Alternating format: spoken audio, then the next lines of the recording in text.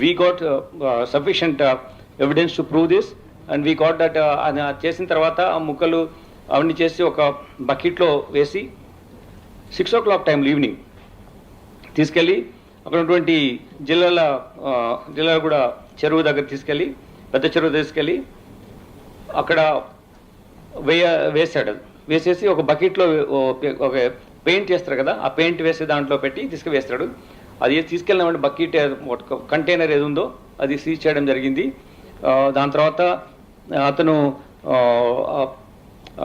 Ashes I don't understand how to explain it.